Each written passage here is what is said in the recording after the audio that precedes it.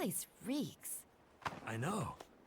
Wait, you don't expect me to mop up, do you? Come on, those guys are cake. Not to mention, much sexier than you. Well, your sexy little friends. They're coming for a dance. They're still sexier than you are. Have you ever wanted to play a game with adaptive difficulty based on your performance?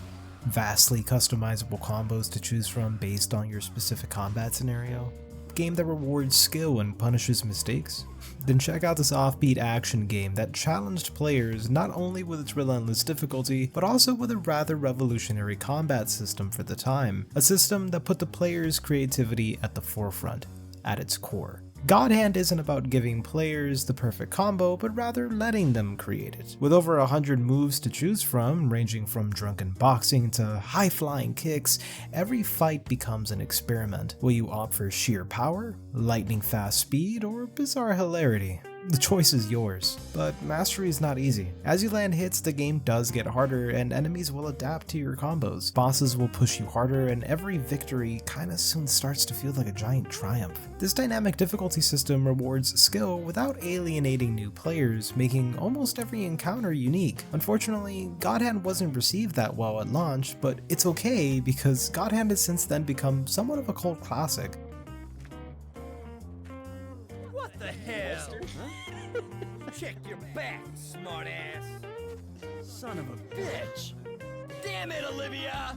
Its goofy charm alongside its unapologetic difficulty and groundbreaking combat have earned it a dedicated following. Most games at the time opted for a safer choice of game design with a linear difficulty setting and easier gameplay, but God Hand, however, defied those standards for the sake of sheer creativity. Well, at least Olivia's not as bad as that crazy bitch. She went out again.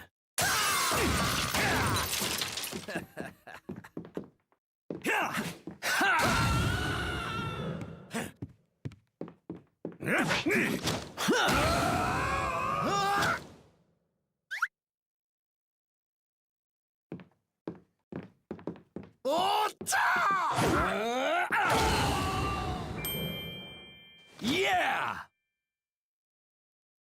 Olivia!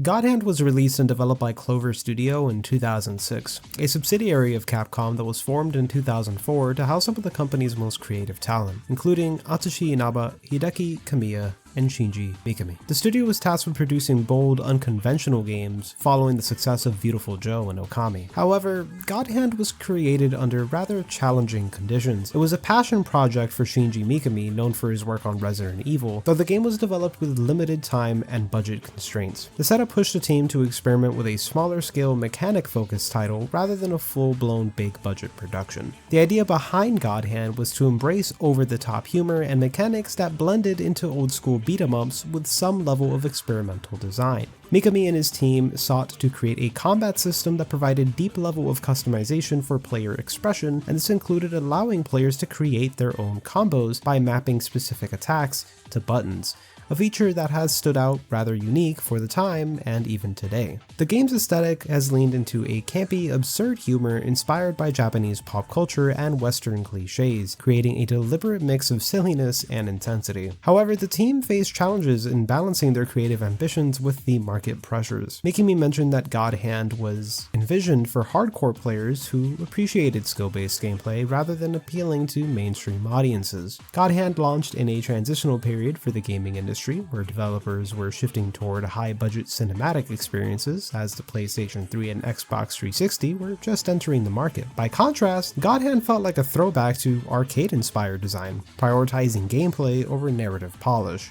Critics initially dismissed the game for its dated visuals and steep learning curve, but its cult following grew over time as players grew to appreciate its charm, depth, and difficulty. Like God Hand, the Devil May Cry series, also developed by Shinji Mikami and Hideki Kamiya, implemented a system that rewarded skilled play. The Devil May Cry games graded players based on their combat performance, with stylish combos and efficient takedowns increasing their rank. While this didn't dynamically alter difficulty mid-combat, it motivated mastery by unlocking better rewards and higher scores, much like God Hand's escalating intensity. Released just a year before God Hand, Resident Evil 4 also employed a subtle adaptive difficulty system. If players struggled, taking too much damage or dying too frequently, the game would reduce the number of enemies or adjust their level of aggression. On the other hand, players doing well faced more intense challenges. This system prioritized accessibility without sacrificing challenge, similar to God Hand's tier-based combat difficulty. And known for its brutal difficulty, Ninja Gaiden Black also offered dynamic adjustments. If players died repeatedly to the game, it would offer an easier Ninja Dog mode, while skilled players had access to the ultra difficult Master Ninja mode. While Ninja Gaiden's system wasn't as seamless as God Hand's, it did show a shared intent to cater to both hardcore and less experienced audiences. Supergiant's Hades incorporated an adaptive God mode, which increased player resistance to damage with each failed run. And though it's not tied directly to player performance, this mechanic echoed God Hand's philosophy of rewarding perseverance while ensuring accessibility for newcomers. Additionally, Hades emphasized player customization and skill mastery, which is similar to what we've discussed thus far. And for one final one, Sekiro lacks an explicit difficulty slider. It instead dynamically changes player encounters by rewarding precise timing of parries and counterattacks. Similar to God Hand, success in combat requires learning patterns and adapting strategies in real time, with higher skilled players experiencing greater satisfaction as they've mastered the mechanics that the game has offered. Where God Hand stands out, even in comparison to these titles, is in its seamless visual adaptation through the difficulty level meter. If a player performs well, the meter shifts between 1, 2, 3, and level die, where enemies grow faster, stronger, and more numerous. The mechanic creates a palpable sense of progression during the gameplay itself, rather than just between levels or just sessions. Then, of course, there's the combo system. Throughout every level, you can find money pickups and also gain money at the end of the level based on your performance. You can then visit the casino area to buy some new moves alongside upgrades to your health and power meters. Enemies in this game adapt to whatever moves you have, so if you have a basic boxing combo, they eventually begin to automatically block the third, fourth hit of the combo, forcing you to use a guard breaker or another move powerful enough to knock them out of that blocking state. You have ground combos, aerial combos, power moves, charge moves, knockdowns. You are given so many choices to you, and you can genuinely play however you feel most suits your need or playstyle based on the scenario. There's also a card system that works with these skulls in the bottom corner right next to your health bar. Time slows down mid-combat and this list shows up with a bunch of moves. You pick one and that move will be done depending on whether it costed 1, 2, or even 3 skulls. The more it costs, the more damage it does. And you have plenty of great and often comedic choices to choose from.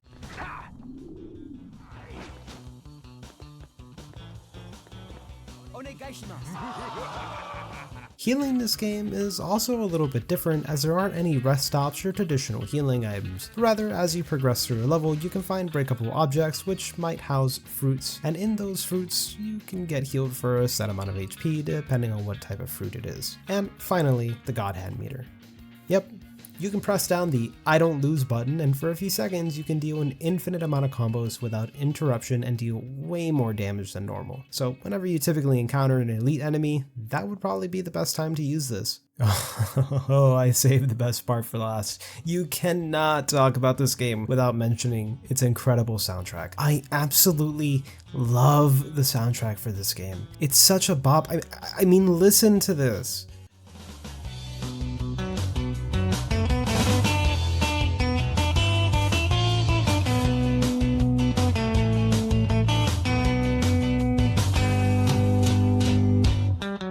This is the first level song called Jean's Rockabye, and it sets the tone for what this game has in store for you. The surf guitar just has that classic Dick Dale twang, which just gives off that funky feel that just makes you just think you've got to the beach on a sunny day. If the guitar isn't enough, the bass line and the relentless drum beat give you a high energy that will perfectly mimic the game's arcadey style of combat. I promise you, you will never forget this game's soundtrack after you've played it once. One of my favorites is also Smoking Roll, which is the boss fight theme for Elvis.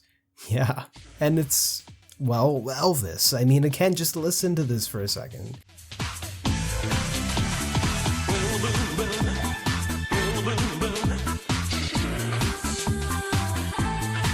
It's got that prominent rockabilly rhythm that just takes you back to the 1950s rock and roll that Elvis made so popular, and the whole song is so playful and energetic with that slapping bass line. Oh, and Bronco Buster? Definition, certified headbanger. Gene's Rockabye sets a tone, but Bronco Buster just takes it up to a whole nother level. I feel like I just received a straight left hook to the face every time this song comes up.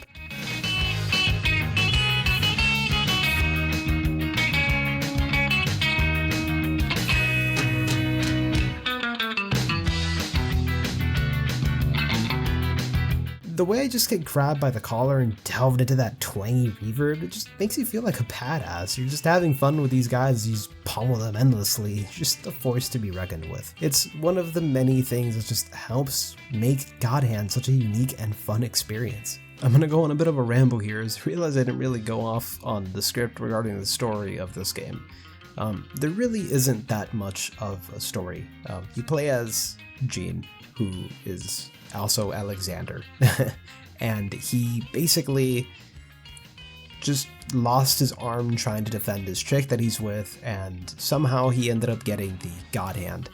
There's also another guy with the Devil Hand, and then there's like a bunch of other demons and stuff running around. To be honest with you, the game doesn't really tell you its story all that well. Either that or I just wasn't really paying that much attention. But what I do understand of it is just don't take it seriously. It's a very silly game.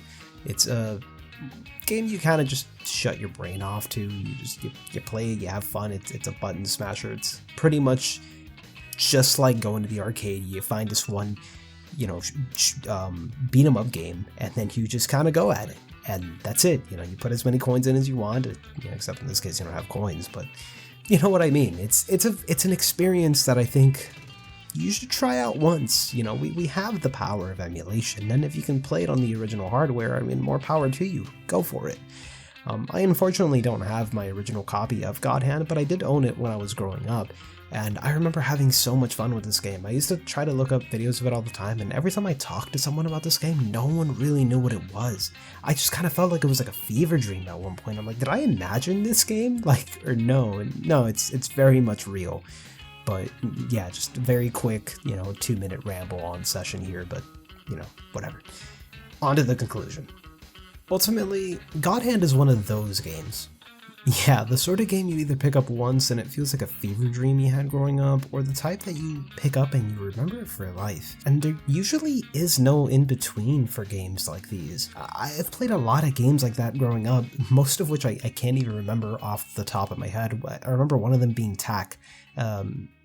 The Tak series. I don't even know if they had a series. I think they had like 3 games. I'm not even sure. I had the first one. I didn't really like it all that much. Different story, but you get my point. It's the type of game you kind of hear about maybe once or twice. Maybe you owned it and you loved it, or maybe you just saw a video of it and you just forgot about it. It's just one of those things. But if you enjoyed this video, as always, leave a like, subscribe, and feel free to leave a comment with your thoughts. And if you have any recommendations for me to leave a retrospective on, please do let me know.